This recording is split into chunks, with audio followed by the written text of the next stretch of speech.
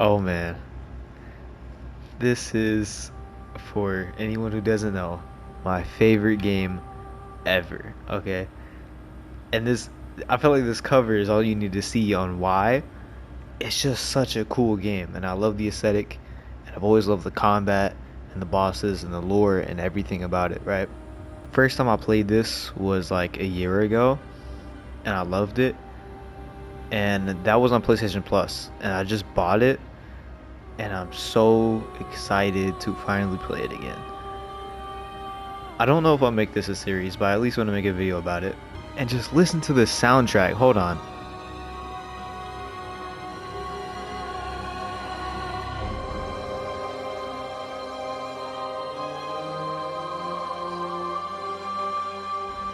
Like, you're hearing that, right?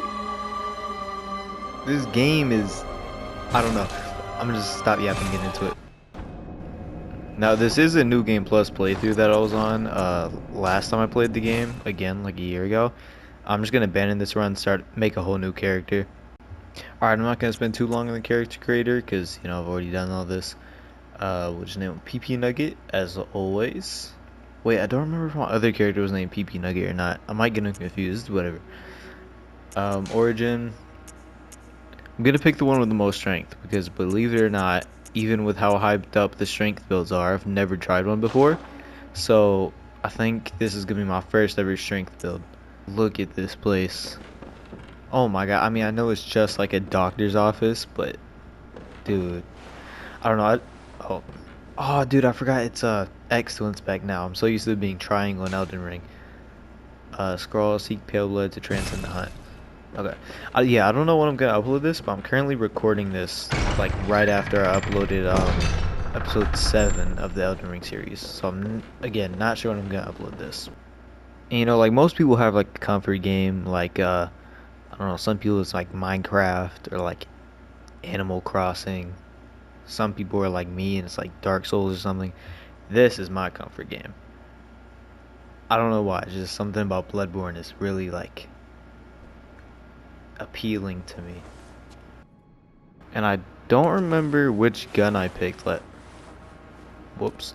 I don't remember which gun I picked last time, but I think I'm gonna go with the pistol because I think that's what I chose last time. Not sure. Okay, so I did choose the choose. That is the right way to say it, right? I don't know. I did choose the axe this time because I want to go for a strength build. And normally I go with the saw cleaver, but that's a dexterity weapon, not a strength weapon. And you know, this will be my first time ever using anything other than the saw cleaver. I've never tried to switch it up, even though I've had 2 playthroughs of this game. So it's gonna be interesting to you know, try out something new for once. But yeah. You know, part of why I love this game so much could be just because I'm biased, because, you know, this was my first ever Souls game. But, like, I genuinely do think this is the best Souls game, in my opinion. It's just, it's so good. You'll see when we, like, explore more of the world. We're just in the starting area right now, so. I remember when I first played this game, I came across these guys, and I was like, there's no way this is, like, what everybody was saying is so hard, right? They die in, like, 3 hits, and they barely hit you. Just for me to be stuck on the first boss for like 2 days. After that, the game was pretty easy though. I will admit this game is pretty easy besides like 2 bosses. There are 2 bosses that gave me a lot of trouble and probably will in this run. But most of this game is pretty easy for a Souls game. I remember even though this was my first Souls game, and I had no experience with any Souls-likes, I got most of the, like half the bosses on my first try. So it shouldn't be too hard. Alright, look, this is probably like one of my favorite parts of the whole game. Okay, so you see this doll right here, right? It doesn't seem like much at first, but it's this game's like firekeeper, right? You use her to level up, and she's part of the story and all that. But right now she's just a regular doll. She's not alive yet. I forgot what part she comes alive at, but anyway, if you go in here and you talk to Gehrman, this old man, this is what he has to say.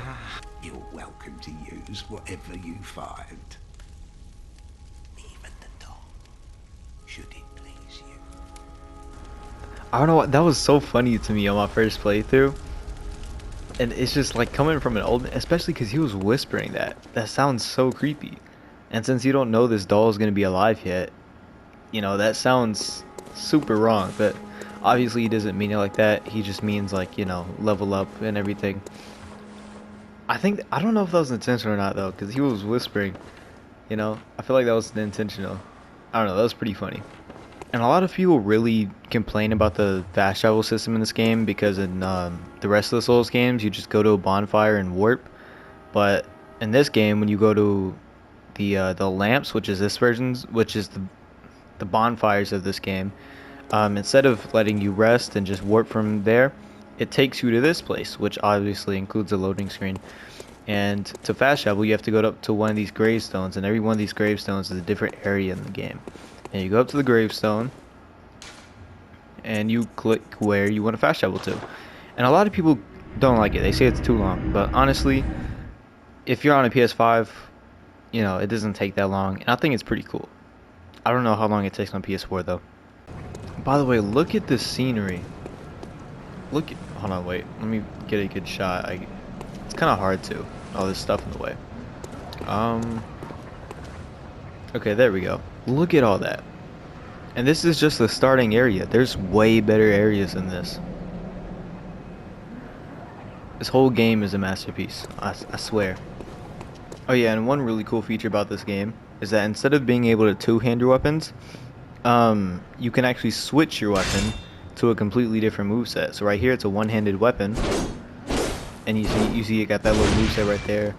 I'll show you the R2s when my stamina refills. Oh, I forgot about that. Yeah, there's a jumping attack. Anyway, that's not what I was trying to show you. This is R2, and if you transform it, you have a whole different moveset. You see you have this longer range, sort of similar moveset, and this is the R2. Pretty similar. Nothing too crazy. But my favorite part about this system is you can change mid-combo. So say you want to do this, press again, boom. And if you do it from this one, boom, boom, boom. It's so cool. And it's like that with every weapon, not just the axe, you know, like every single weapon in this game has that feature. Damn, this thing is strong. Oh yeah, another thing people really seem to Another thing I just stuttered twice. Another thing people seem to not really like about this game so much is the fact that its healing sources are finite. And in the rest of the Souls games, you could just rest at a bonfire and you have all your heals back. But in this game, it doesn't work like that. In this game, you have to go out and farm them. Which I will admit is kind of a downside, but I don't think it's too big of an issue, you know? Because you can carry 20 at the start of the game. You don't need any upgrades to carry 20 vials. And there's even like, I forgot what they are in this game. I don't know if they're like runes. No, they're not runes. I don't know what they are. They're pretty much just like this game's a version of rings. And one of them even lets you carry like 5 to 10 more. So I don't really see the problem. They drop a lot. As you can see, I'm getting a lot from these guys. And there's a lot of farming spots for blood vials and everything. You know, it's not that hard to get them. So sure, it's an inconvenience, but I don't think it downgrades the game at all. Alright, and there's also this thing right here. On my first playthrough, I could never beat it. But now that I have a little more Souls experience, maybe I can beat it. Yeah, there we go. That wasn't too hard. Only 300 souls? Wow. Maybe I was just horrible, because I swear that thing was a nightmare last time. But yeah, no, if I got all these bosses on my first try while being that bad, it should be a breeze this time. I think. Another complaint this game gets a lot is that it's still stuck in 30 FPS and they haven't updated it to 60, which honestly, I don't even notice it. Like in a lot of games, 30 FPS really bugs me a lot, but for some reason I never noticed it in Bloodborne. In fact, I never even knew that Bloodborne was 30 FPS until I started seeing complaints about it. I remember on my first playthrough, I spent like 20 minutes just trying to get past those 3 guys. It's kind of satisfying to see how far I've come, like with, you know, just getting good at these games in general. Another thing I like about this game is that in other Souls games, to have your heals heal more, you have to upgrade, you have to find like upgrades for them. In this game, you don't. They always just heal 40% of your health bar. Another thing I really like about this game's combat is that it has a system where when you get hit, you have like this the damage you took, you can regain for a few seconds by just hitting them back. So like, okay, for example, I'll let this guy hit me. Okay, now you see that orange part of the health bar? It comes back every time I hit him. And also, it works even after they're dead. So you could kill somebody and still get some of your health back just by attacking their dead body. I really like that system. And also, since there are no shields in this game, it kind of like forces you to play aggressively, which again, I really like. I love the combat in general. A lot of people don't like it, but I love it. Another thing I really like is that you can upgrade your weapon like just at the start of the game. I think it's a pretty nice feature. I already have my axe +1, so I think that'll definitely help a lot. I really wish it was like an open world Bloodborne game, like Elden Ring, but with Bloodborne's aesthetic and combat, you know? And these are the guys I was talking about that you can just farm blood vials from. It's really not that hard to do. You know, you just give them a few swings and then back up, and you know, they're dead. Now the outfit I want to use is a very early game outfit, right? And the reason I want to use it so bad is because it looks so cool. I mean, this game doesn't really have that cool of armor, you know? Oh no. Okay. In fact, it doesn't really have that much armor in general, but the set that the guy's wearing in the cover you can get in literally the first area of the game, and so that's what I'm gonna try to get. Oh dude, I forgot about that. Okay, there's this really cool feature, right? What it's basically like your difficulty slider, kind of, in a way. um that little eye in the top right corner under my souls, that is how much, I think it's how much knowledge you have or something like that. I forgot what it's called. I'm just gonna call it knowledge. And the more of that you have, the more stuff you'll see in the game. And also the like the higher it is, the more moves the enemies will have. And I think that's such a cool idea. And if you don't like it, if the game's getting too hard because you have too much, I think it was called insight. Yeah, if you have too much insight, you can buy stuff with it to lower it. It's such a cool feature. I wish they would have never gotten rid of that. Alright, there we go. We just got another. Let's use it. I want this game to be as hard as possible because, like I said, it's pretty easy, and I want at least a little bit of a challenge. Especially if I'm going to be doing a strength build. I mean, strength builds are known for, like, you know, one-tapping bosses and stuff, which I don't think is possible in Bloodborne. But, you know, obviously it's going to be really easy with a strength build, and I wanted to make it a little bit harder, so I'll, you know, have as much insight as I can get. Alright, now here's a little lore drop, and it's kind of sad, right? I came here to get this item that would help in the boss I'm gonna fight. And basically, it's like this little music box that this little girl gives you. And the fight that I'm going to, it drives him crazy when you play it. Because this is that dude's daughter. And basically, that dude is like, I'll try to explain it as fast as I can. If you want to know it in depth, you could just look it up. Father Gascoigne, I think his name is. Just look up his lore. But basically what it is he's turning into a beast, and he's like being driven crazy by like the beast blood or something like that, the blood of the beast, something like that. And that box reminds him of when he was stable, like mentally stable, and it drives him crazy, and it stuns him for a few seconds. It's really sad, but it helps a lot. I don't. My mum wears a red jeweled brooch. It's so big and beautiful. You won't miss it. Oh, I mustn't. Oh, that's another sad if you thing. find my mum, give her this music box. It plays one of Daddy's favourite songs, and when Daddy forgets us, we play it for him so he remembers. Mum's so silly running off without it. Yeah, like I was saying, that's another sad thing. I completely forgot about that. But that necklace she was talking about, you end up finding on Father Gascoigne's dead body after the fight, which implies that he ate her, which is so sad.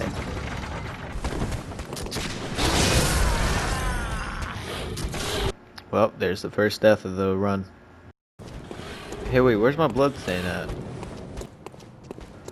Wait, are there not blood stains in this game? Because I still don't see it.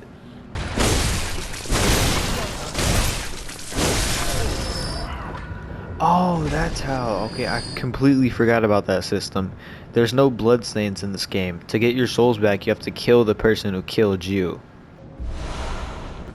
Okay, wait, I'm pretty sure the armor set is over there, but I don't remember how to get over there. Oh, okay, there she is. Okay, let's Very level up. well, Bled.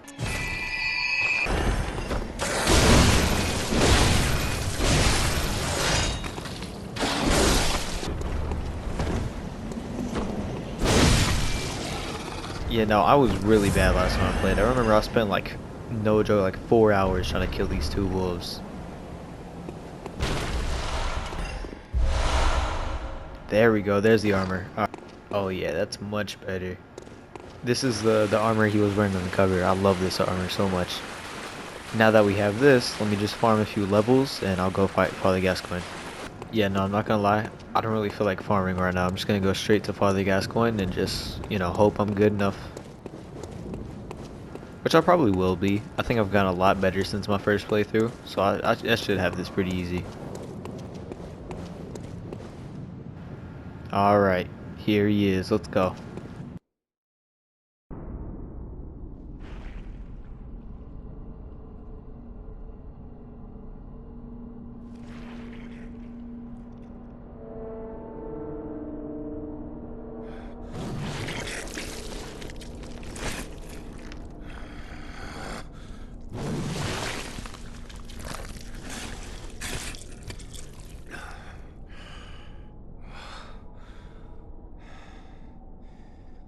Beasts all over the shop. You'll be one of them, sooner or later.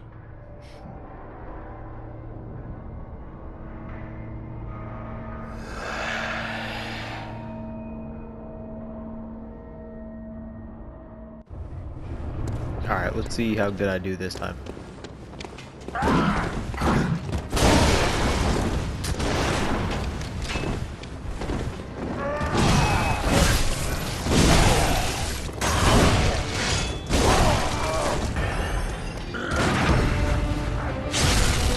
I miss that parry so much. Oh, what's that smell? Sweet blood. Oh, it seems to me it's enough to make a man sick.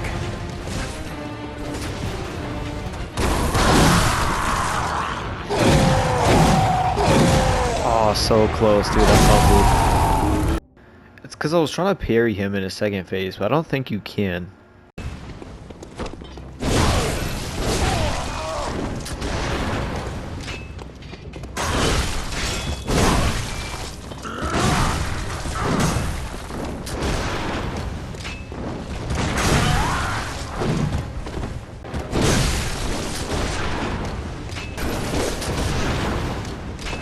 I always hated that little gun he has because he uses it after like every move. Like right there.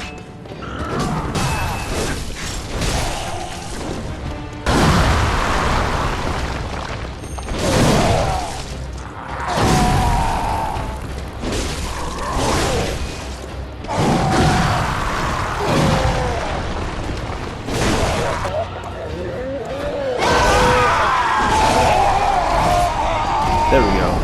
That was pretty hard, but not as hard as I remember. But yeah, man, this game is really fun. I love this game. And I guess if this video does well, I'll make a series out of it. If not, I'll probably still play, just, you know, like off camera.